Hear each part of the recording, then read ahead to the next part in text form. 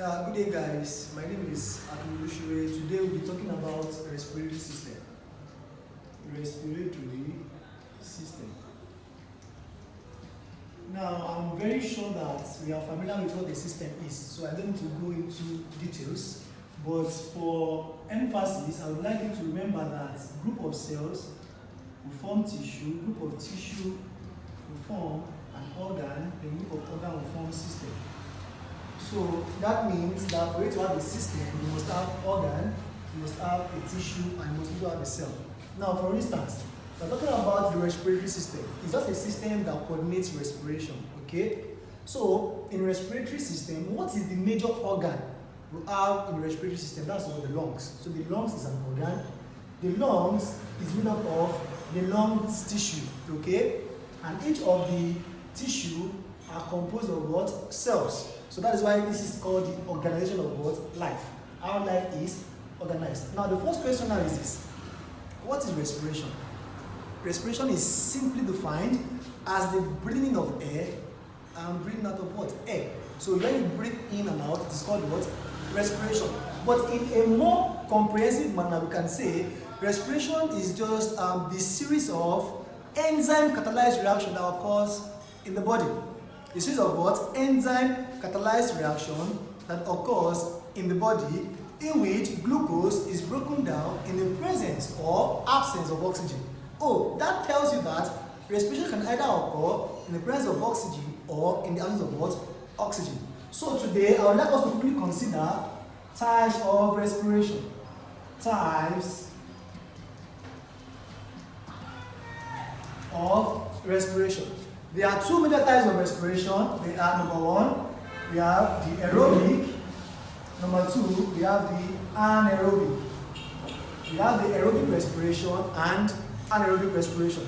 Now, when you see the word aero, A-E-R-O, it means what? Air. Okay? Now you have anaero, it means without air. So what is aerobic respiration? This is the type of respiration that occurs in the presence of oxygen. While anaerobic respiration is the type of respiration that occurs in the absence of oxygen. Now see this.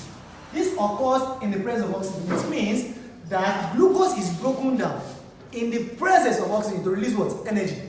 And please note, the energy released during respiration is in form of ATP. ATP. ATP is what? Adenosine triphosphate. ATP is called adenosine triphosphate. It's very simple, just like having A and P, P and P. Okay, so you have adenosine, then you have three phosphate group, 1, 2, 3. That's why it's called adenosine triphosphate. So the energy released during respiration is in form of what? ATP. That is why we can call ATP the currency of the cell. That is what the cells spend, I get it, for energy.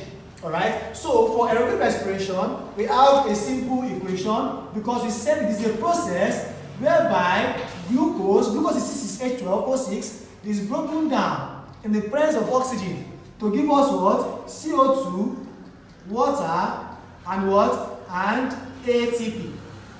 Okay, now we can balance it by adding 6 here, 6 here, and 6 here. Now, I also want you to note that the reverse, okay, of this reaction is photosynthesis. Because in photosynthesis, what happens?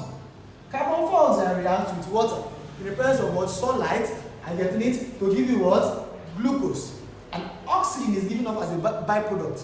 Okay? So, during aerobic respiration, we have glucose being oxidized by oxygen to release CO2, water, and ATP. Okay? Most of the time, we usually have 36 ATP here. Okay? But during anaerobic respiration, what happens? We have the glucose being broken down in the complete absence of oxygen. Okay? To give us C2H5OH. This is what? Ethanol or ethyl alcohol. Okay? Plus CO2 plus 2 ATP. Okay, now please, I want you to note, should you are asked, that why is it that we have just only 2 ATPs here? It is because most of the ATPs are still trapped in the what? In the ethanol. Okay, so during anaerobic respiration, we have just 2 ATP produced. During aerobic, we have 36 ATP produced. Okay, so, and remember, this is called aerobic, and this is anaerobic. So what is anaerobic respiration? It's just a type of respiration in which glucose is broken down in the absence of oxygen to release what? Ethanol and CO2. Okay, so we have 2 of these, 2. I can also put 2 here. So the question is what? Balanced. Okay, so we just have 2 moles of what? Ethanol produced. Okay, we also have 2 moles of what? CO2 produced. Alright, but in this case, we have 6 CO2 and what? 6 H2O plus what? 36 what? ATP. So it means that the glucose is what? Is completely oxidized during aerobic respiration. Examples of aerobic organisms, we have man. Okay, most mammals exhibit aerobic kind of what? Respiration. Okay, so what organism exhibit anaerobic? We have bacteria. Okay, so bacteria is a typical example that exhibits anaerobic what? Respiration. We also have fungi. They also exhibit anaerobic respiration. Now, remember that in fungi, under this kingdom, we have yeast. That is why yeast can be used in fermentation. Okay, in industries that make alcohol, yeast is used. Why? Because during anaerobic respiration of yeast, what is produced? Ethanol. Yeast is also used in baking. Okay, because the CO2 released during anaerobic respiration is responsible for the rising of the dough in making what? In making bread. Okay, so 2 types of respiration. We have aerobic and anaerobic. Alright, so let's quickly go to stages of respiration. Respiration occurs in 2 main stages. What are they? The first one is called the external respiration, while the second is called internal respiration. External respiration and internal respiration. What is external respiration? External simply means the exchange of gases between the respiratory organs or structure and the environment. Okay? While internal is the breakdown of glucose, I guess in the presence or absence of oxygen in the cell. So that is why we can also call internal respiration tissue or cellular respiration. Why? Because glucose is broken down in the tissue or in the cell. But for external is also called what? Breathing or gaseous exchange. Gaseous exchange. So we can also call external respiration breathing, because when you breathe, what do? You inhale air and you exhale what? Air. Okay? So that's just what? Breathing. During breathing, no chemical reaction occurs. Okay? That's why it's called external respiration. The air just goes in and goes out. Then during internal respiration, that is where the major thing happens. Glucose is broken down either in the presence of oxygen or in the absence of oxygen. So that's just the major difference between the 2 stages. So remember that external respiration is also called breathing or gaseous exchange, while internal is also called what? Tissue respiration or cellular respiration. Now let us begin to talk about conditions necessary. What are those things that must be met before respiration can occur effectively? Number 1, or what are the characteristics, let me put it this way, of respiratory surfaces? Number 1, it must be moist. Okay? That is why you consider the lungs. The lungs is always what? Moist. Okay? So number 1 characteristic is that what? It must be moist. Number 2, it must have what? A large surface area. A large surface area to volume ratio. Because once the surface is large, it will increase the what? The diffusion gradient to be easy for air to move in and out. Number 3, it must be vascularized. It must be vascularized. Now when you hear the word vascular from the word vasculum, It means what? A vessel. Okay? So when you say vascularized, it means it must be highly supplied with what? With blood vessels. Okay? Then another point is that it must be ventilated. It must be ventilated. A respiratory structure or surface must be ventilated. What is ventilation? Ventilation is the continuous movement of air, are you getting it? Or moisture over respiratory surfaces. So these are the major characteristics of respiratory structures. Please note, the first stage of cellular respiration is called glycolysis. Glycolysis. The first stage of cellular respiration is called glycolysis. What is glycolysis? Glycolysis simply means the process whereby glucose is broken down in the complete absence of oxygen to release pyruvic acid and 2 ATP. Pyruvic acid and what? 2 ATP. So when glucose is broken down in the absence of oxygen to release pyruvic acid and 2 ATP, it is called what? Glycolysis. And please note, it is the first stage of cellular respiration. And glycolysis occurs in the cytoplasm of a cell. In the cytoplasm of a cell, that is where glycolysis occurs. Why Krebs cycle occurs in the mitochondria.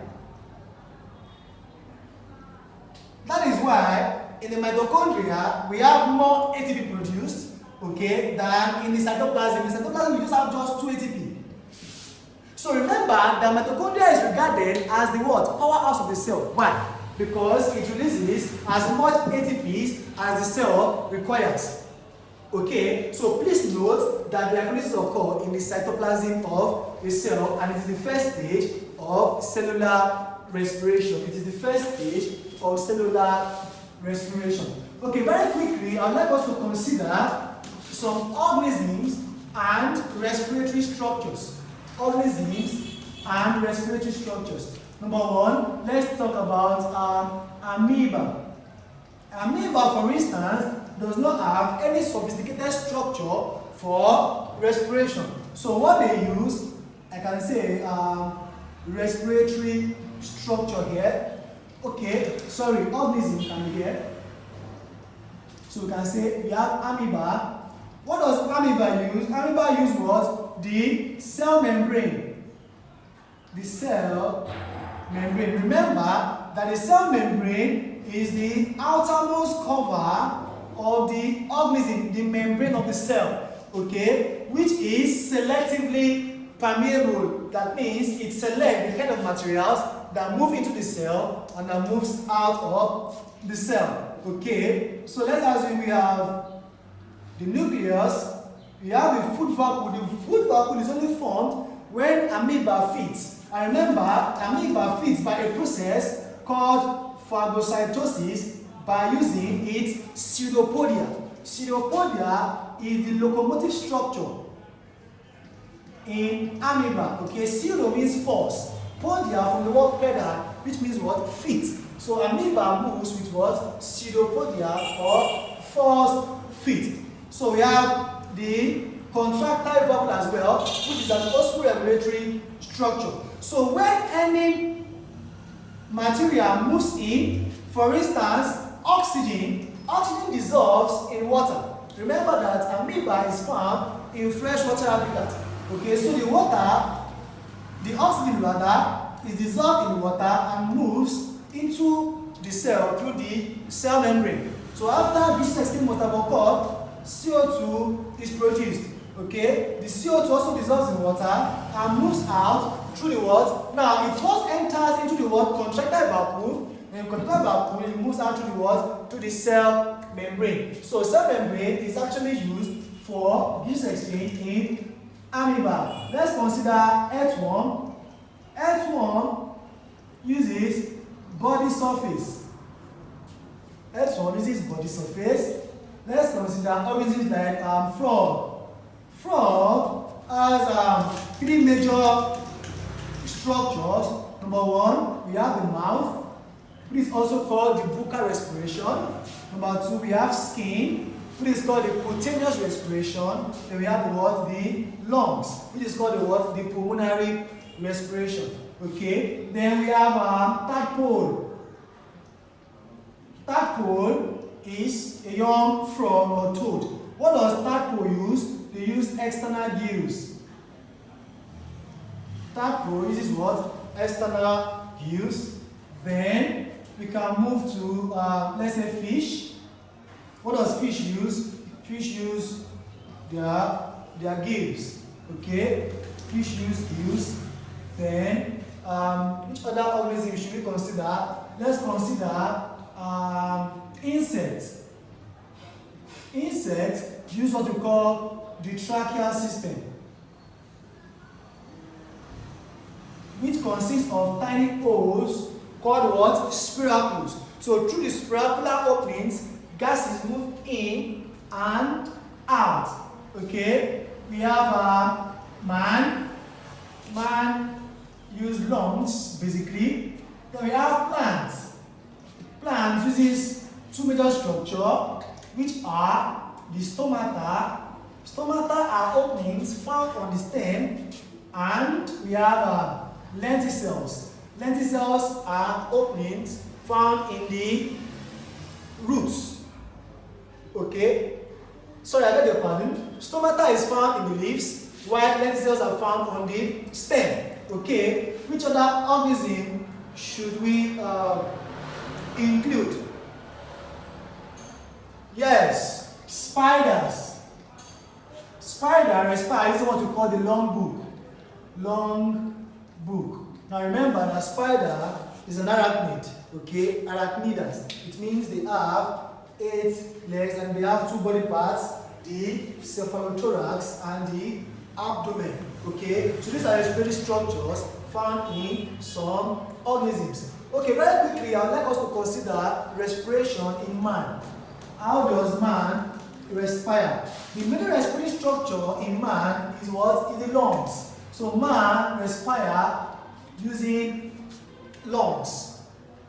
Man respire using lungs. The lungs is a respiratory structure located in the thoracic cavity.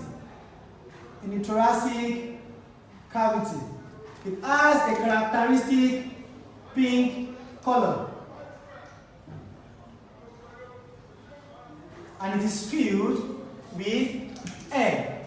Now the lungs is protected and lined by a membrane called the pleural membrane, which contains a fluid called the pleural fluid.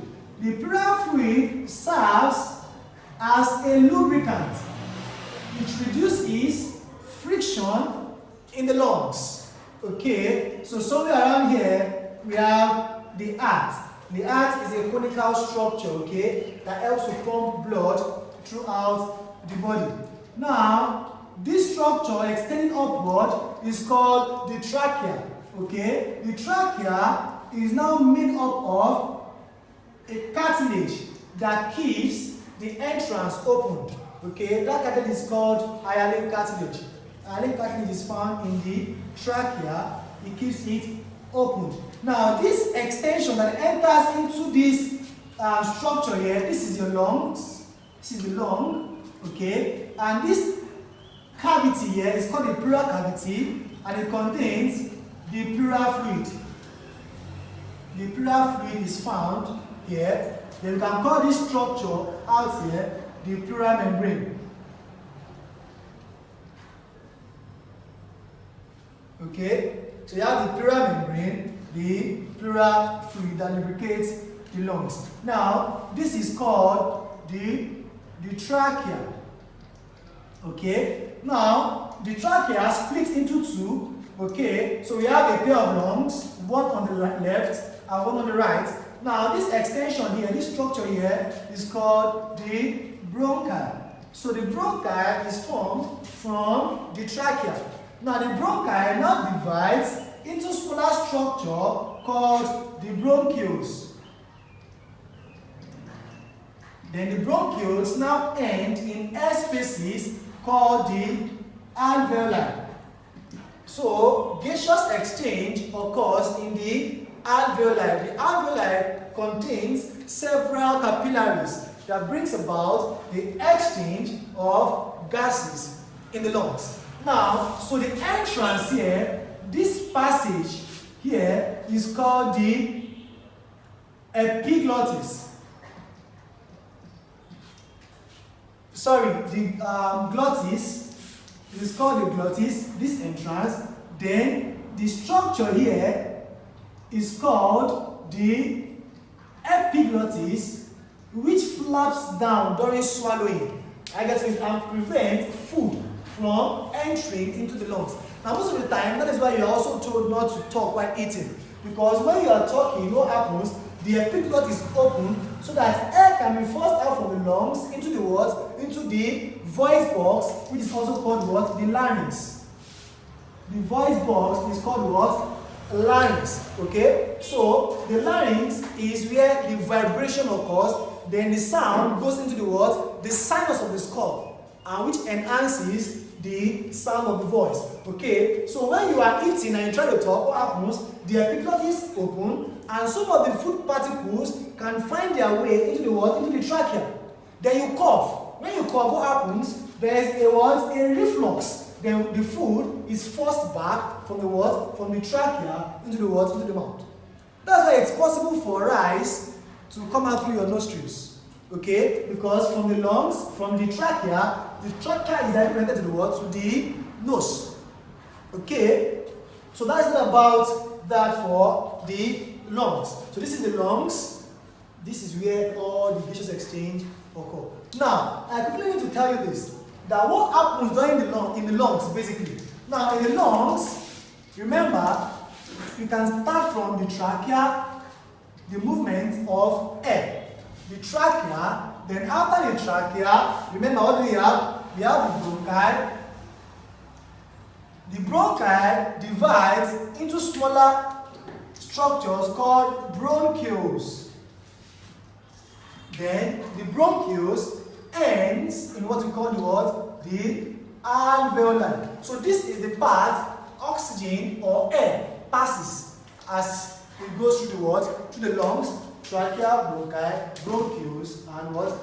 Alveoli. Please note that the voice box is also called the larynx. Larynx is also known as the voice box. Now, what are the two things we are supposed to note?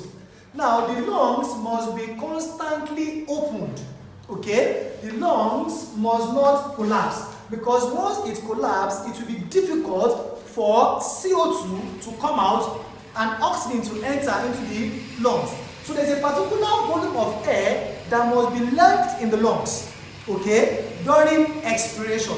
Now the process of taking in air is called inhalation, while the process of breathing out air is called exhalation.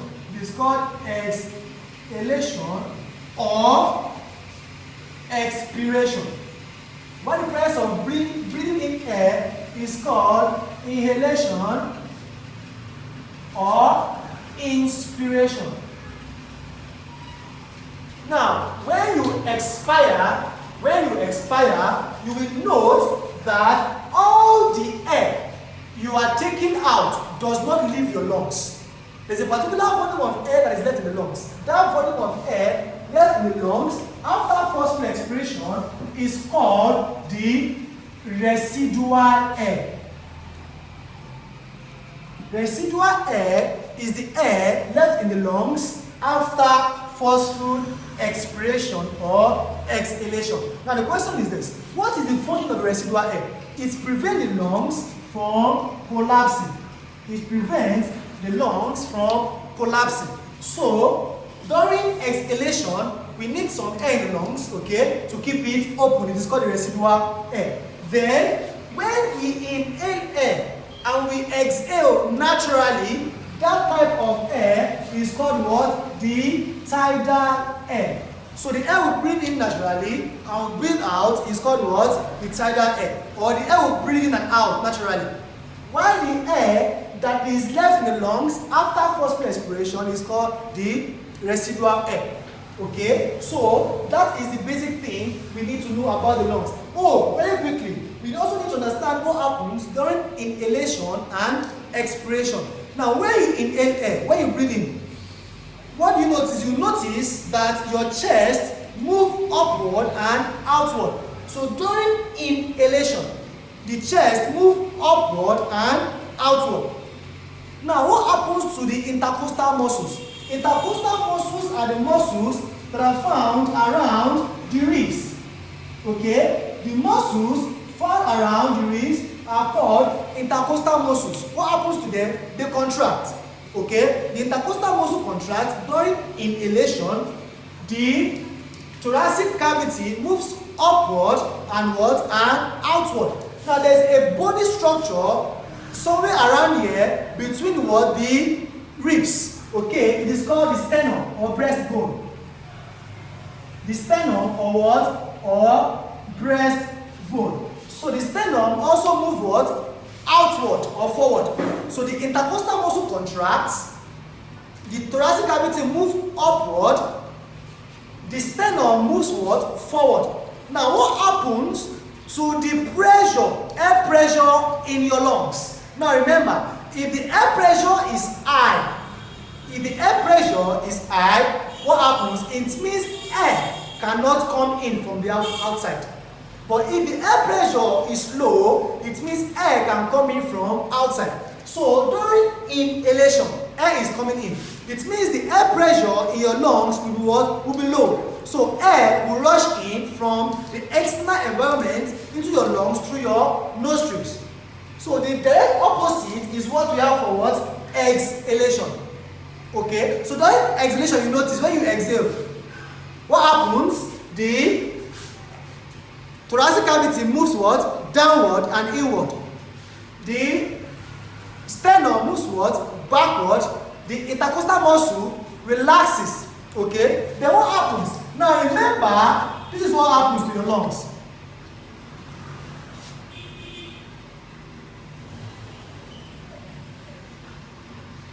During inhalation, when you inhale air, it contracts. This structure here that separates the body into two halves is called the diaphragm. It is called the diaphragm. The diaphragm is a muscular sheath. Okay, the diaphragm is a muscular sheath that also keeps the lungs airtight. Okay, so what happens to the diaphragm? The diaphragm contracts and become what? Flat during inhalation. During exhalation, what happens to the diaphragm? It forms a dome shape. So that is the major difference between exhalation and inhalation. Please note that during respiration, we take in air and we take out what? CO2. Gaseous exchange occurs in the alveoli. The pleural membrane protects the lungs, the pleural fluid lubricates the lungs, and air passes through the what? The trachea into the bronchi, the bronchioles, and to the alveoli. The total lungs capacity, yes. Total lungs capacity is the maximum capacity of the lungs. The maximum volume of air the lungs can contain is called the total lungs capacity. So I would like us to end the class here. Thank you so much for your time.